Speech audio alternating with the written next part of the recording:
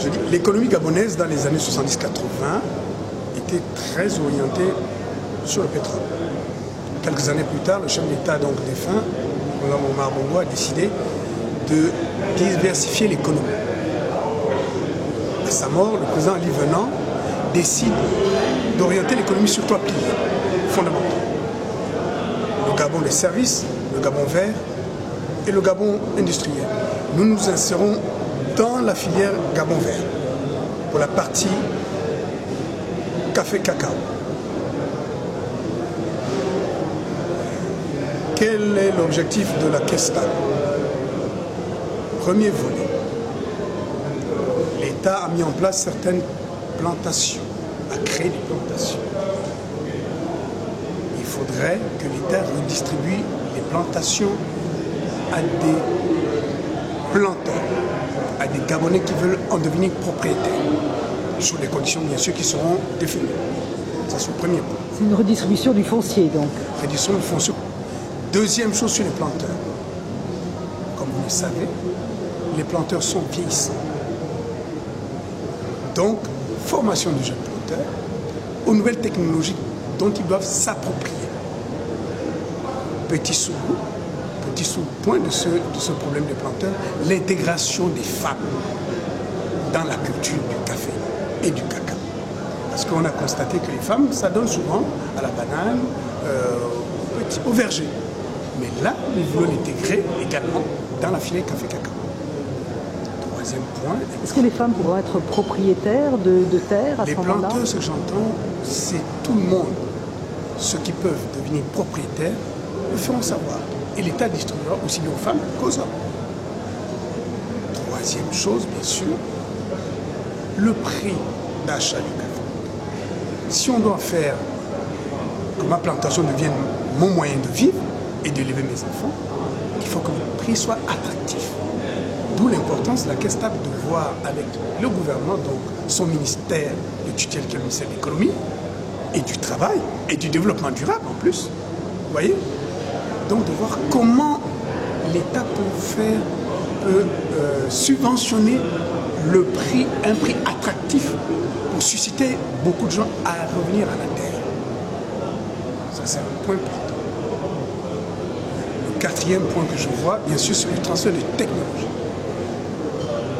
Il y a quelqu'un qui disait que le Gabon est un petit pays, petite production, certes, mais pour devenir un bon producteur, peut-être pas au niveau de la production, mais au niveau de la qualité, peut-être pas de la quantité, mais la qualité. Le Gabon doit s'approprier les nouvelles technologies que l'on trouve dans les autres pays qui ont déjà de l'expérience. Je parlais du Cameroun, de la Côte d'Ivoire, du Ghana, et ainsi de suite.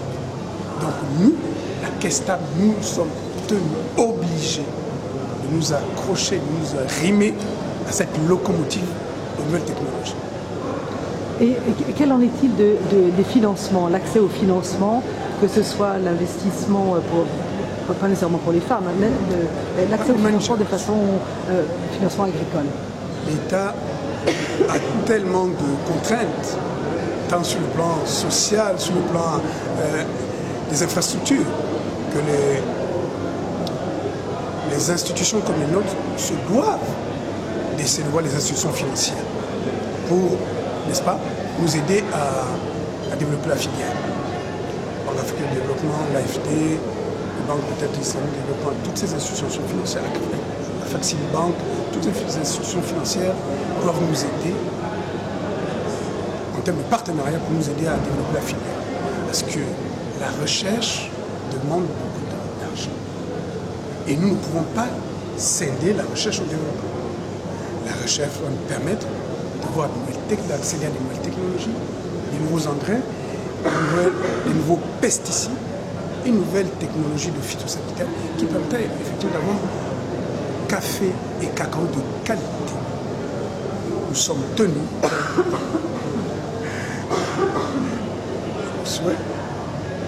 nous sommes donc tenus de nous arrimer, donc, à cette locomotive, la locomotive de la recherche, pour nous permettre effectivement d'être dans le peloton des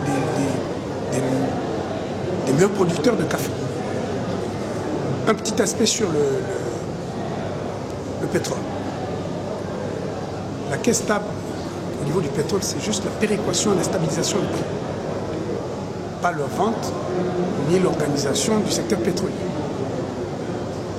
L'État a chargé la caisse stable de faire en sorte de faire cette péréquation pour permettre à tout, à chacun, à tout Gabonais, de payer le même prix du pétrole, de payer le même prix du carburant aussi bien à la capitale qu'à l'intérieur du pays. C'est très important.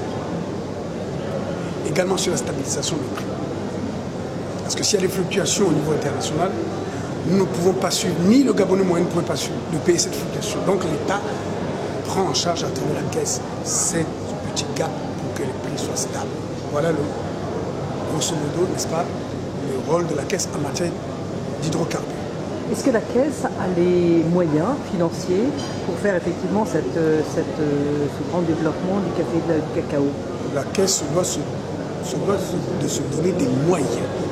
La recherche de financement, comme je disais, en allant vers différentes institutions financières pour montrer, n'est-ce pas, dans le plan, ce projet vous savez, le plan stratégique avant émergent du chef d'État, donc chercher le financement pour nous permettre d'accélérer de développer la filière. Nous n'avons pas le choix, nous sommes obligés d'y aller vers ces institutions parce que demain, la terre est la mer nourricière, elle ne meurt pas. Et tout ce que vous jetez pousse, notamment en ce qui concerne le sol gabonais. Donc, si nous revenons tous à la terre, cela veut dire que nous allons réduire non seulement les problèmes de famille,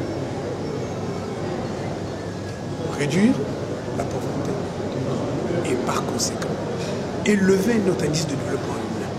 Et ça, c'est l'objectif du chef d'État.